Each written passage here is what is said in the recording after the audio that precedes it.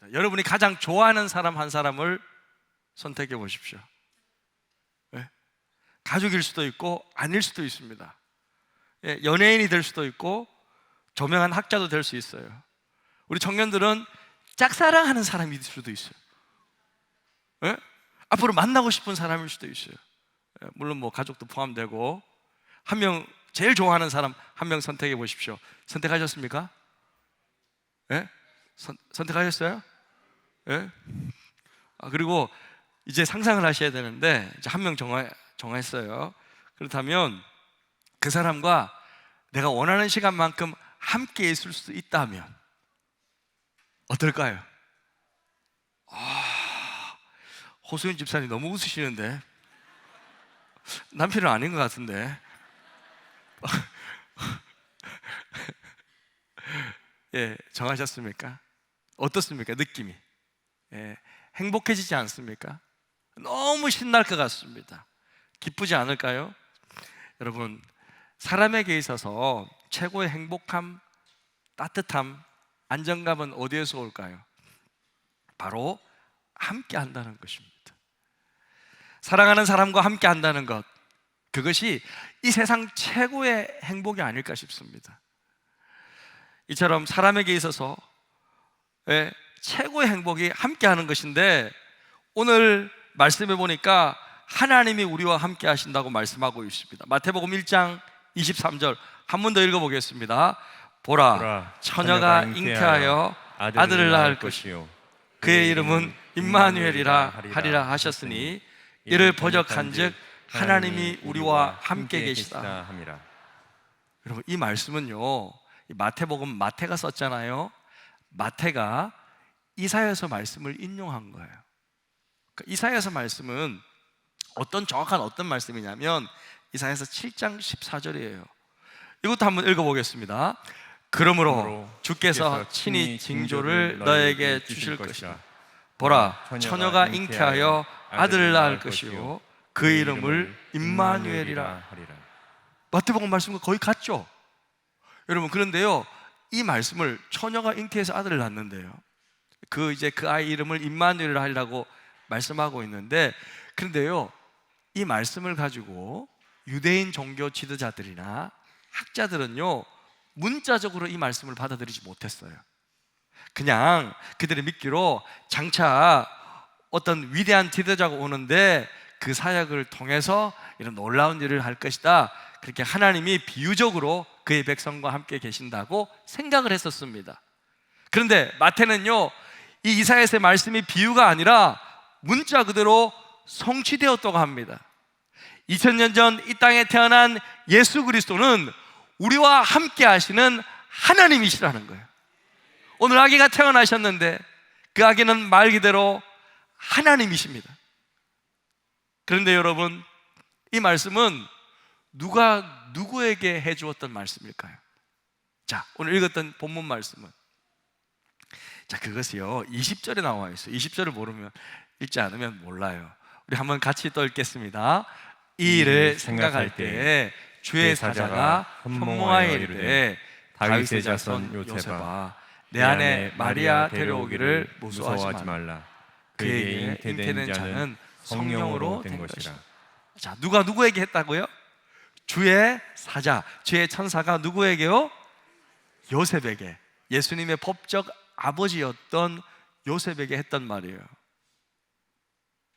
왜 이렇게 말씀해 줬을까? 여러분, 한번 생각해 보십시오. 마리아가 임신했을 때 가장 황당한 사람은 누구였겠어요? 요셉이죠. 아니 지금 마리아와 자기 와이프라고 지금 뭐 함께 지내기는커녕 손도 제대로 못 잡아봤는데, 아니 덜커덩 임신을 했답니다. 그래서 요셉이요, 조용히 이 결혼식을 끝내려고 했어요. 그러니까 하나님이 급히 요셉에게 천사를 보내서 알려준 거예요. 요셉아, 그거 아니야 하면서 23절에 보라, 처녀가 잉태하여 아들을 낳을 것이요 그 이름은 임마누엘이라 하리라 하셨지 않느냐? 이 말씀 있지 않느냐? 천사가 이 말씀을 인용해서 딱 알려주니까 그제서야 요셉이 딱 받아들입니다. 그래도 여러분, 한번 생각해 보세요. 아무리 천사라고 하지만 이 말 한마디에 요셉이 이 황당한 경우를 온전히 어떻게 받아들일 수 있었을까? 온전히 이것을 믿을 수 있었을까? 그것은요, 요셉이 다윗의 자손이기 때문이에요. 요셉은요, 다윗의 자손으로서 성경 말씀을 잘 알고 있는 사람이었기 때문입니다. 특별히 유대인들은요, 이사야서 말씀은요 달달달달 외우고 있어요. 이 말씀을 너무 잘 알고 있는 거예요.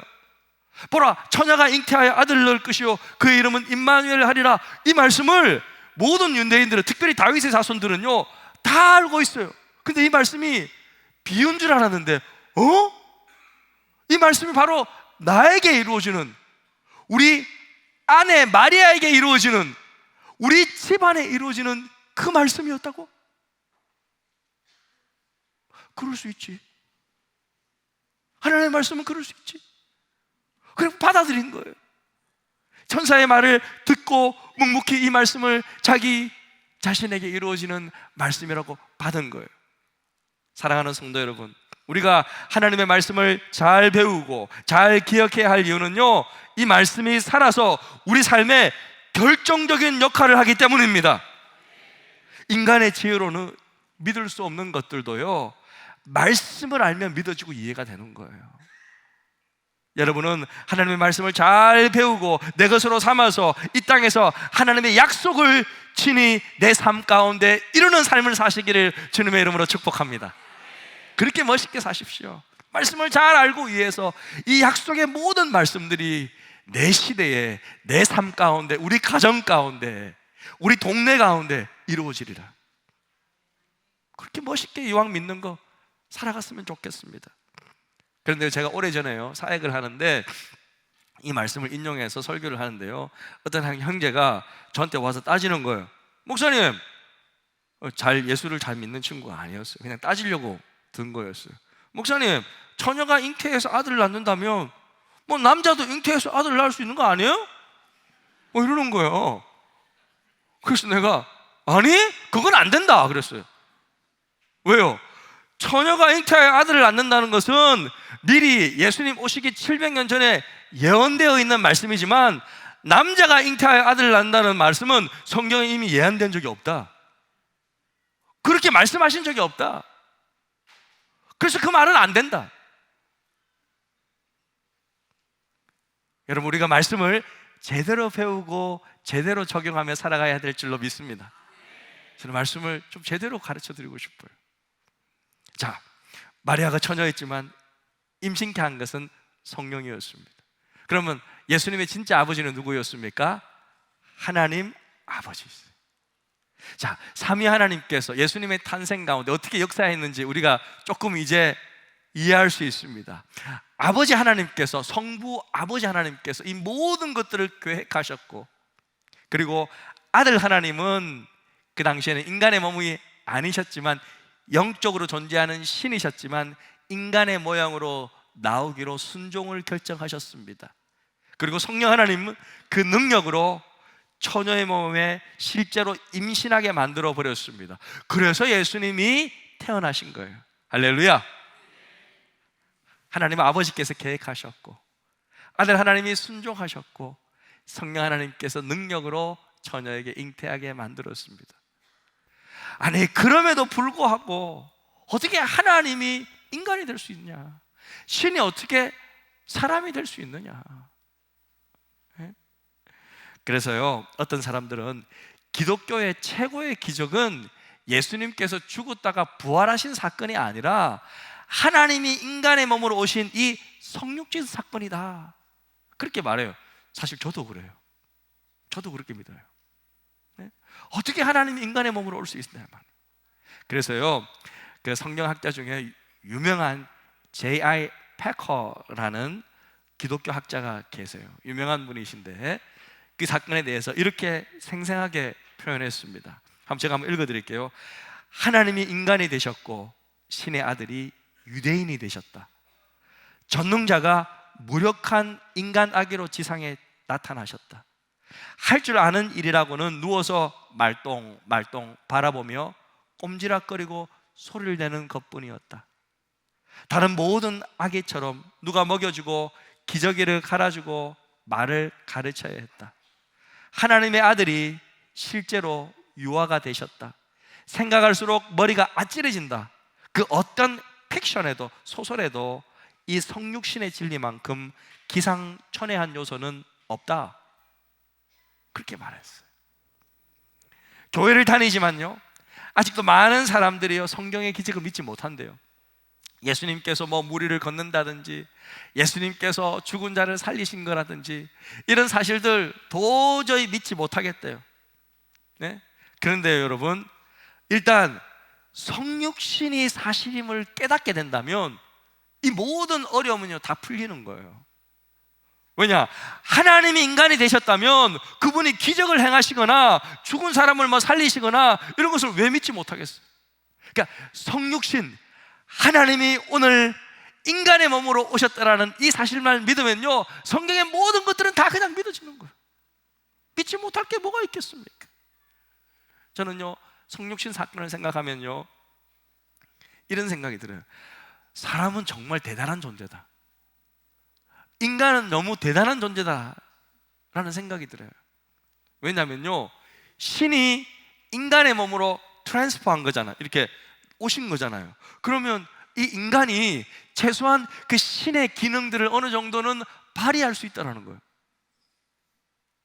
이게 변환이 된다는 거잖아요. 여러분, 인간이 너무 놀랍지 않습니까? 말하고 듣고 생각하고 느끼고 사랑하고 사랑받고, 하나님은요 사람을 그래서 하나님의 형상으로 만들었다는 거예요. 그래서 사람이 죄가 없고 교만하여서 타락하지만 않는다면요 우리는요 정말 아름답고 훌륭한 존재들입니다. 여러분, 우리는요 하나님과 교통할 수 있는 존재예요. 하나님과 교제할 수 있는 존재가 바로 예수 믿는 저와 여러분입니다. 그래서 하나님은요 이 죄의 문제만을 해결해 주고 싶었어요. 그래서 오늘 1장 21절에 보니까 아들을 낳으리니 이름을 예수라 하라. 이는 그가 자기 백성을, 내 백성을 그들의 죄에서 구원할 자이심이라 하니라. 할렐루야. 하나님은요 우리의 죄의 문제를 해결하고 우리와 함께 하기를 원하셨습니다. 얼마나 우리와 함께 하기를 원하고 교제하기를 원하셨으면 예수님께서 십자가에 못 박혀 죽으시자마자 곧바로, 우리 어제 말씀 배웠잖아요, 성소 휘장을 곧바로 하나님이 찢어버렸어요. 얼마나 이 휘장이 답답하셨으면 그냥 찢어버렸어요. 여러분, 함께 한다는 의미가 무엇일까요?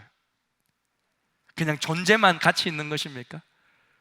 여러분, 우리가 지금 함께 하고 있는데, 함께 하는데 여러분이 옆 사람에게 아무 말도 안 하고 뭐 메리 크리스마스 인사도 안 하고, 제가 지금 함께 하고 있는데 여러분과 제가 아무 말도 안 하고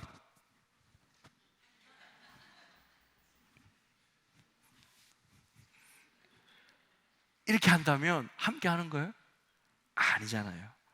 우리가 함께 한다는 것은 그 사람과 대화하고, 필요하면 그 사람에게서 배우고, 서로를 좀 느끼고 경험하고, 필요하면 위로하고 위로받는, 이런 것이 함께 하는 거잖아요. 여러분, 세상에서 가장 비싼 점심값이 얼마인 줄 아세요? 이보다 더 비싼 점심값이 아마 없을 것 같은데, 세상에서 가장 비싼 점심값은요 우리나라 돈으로 246억입니다. 여러분, 246억짜리 점심 드신 적 있습니까? 진짜요. 제가 말씀드릴게요. 세계적인 투자자 워렌 버핏 회장과 점심을 먹기 위해, 한번 보시겠습니까? 여기에 저 사람과 점심 한 끼 먹기 위해 낙찰받은 값이 246억 원. 246억 주고 저 사람과 3시간 동안 뉴욕에 있는 스테이크하우스에서 밥 먹으면서 교제하겠다고 246억 원을 줬다는 거예요. 원래는 한 60억 정도 한대요. 그런데 작년에는 이제 이 워렌 버핏이 마지막으로 이 행사를 한다고 몰려버렸어요. 그 가격이 올라가지고 246억 원을 줘야 저분과 함께 점심을 먹는다고 합니다. 저는 그냥 먹을 줄 수 있는데 짜장면 하나면 만족하는데 이 버핏과 말하고 듣고 배우고 느끼고 지혜를 얻고 필요하면 뭐 위로도 얻고 전략도 배우고 용기도 얻고 그거 한번 하려고 246억 원까지 투자할 수 있다는 거. 그런데 여러분, 이 워렌 버핏보다 더 지혜롭고 더 따뜻하고 더 사랑이 많으시고 참된 위로와 참된 용기를 줄 수 있는 진짜 하나님이 여러분과 함께 해주신다면 어떻겠습니까? 진짜 하나님이, 우리는 기도를 통해 하나님께 말할 수 있습니다. 말씀을 통해 하나님 자신의 뜻을 들을 수 있습니다. 우리는 예배를 통해 하나님과 대화하고 하나님을 느끼며 하나님의 사랑을 누리며 하나님의 위로를 경험할 수 있습니다. 하나님은 정말로 우리와 함께 하시기를 원하셨습니다. 그리고 진짜 그 하나님을 우리에게 보내주셨습니다. 예수님은 우리를 엄청난 고통과 희생을 통해 우리를 살려주셨습니다. 그리고 우리와 함께 하시기 위해 오늘 이 땅에 오셨습니다.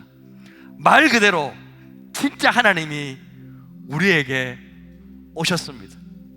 우리와 함께 하시기 위해, 우리와 깊은 교제를 나누기 위해, 우리를 정말 위로하시고 우리에게 참된 기쁨과 행복을 주시기 위해 하나님이 친히 이 땅에 오셨습니다.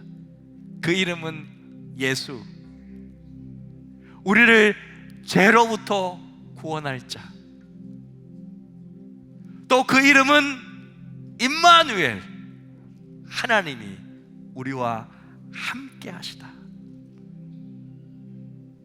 그 이름, 그분이 오늘 우리에게 오셨습니다. 이 땅에 오신 진짜 하나님, 이 예수님과 함께 늘 거하시면서 참으로 여러분의 남은 인생 행복한 삶을 사시기를 주님의 이름으로 축복합니다. 여러분, 메리 크리스마스.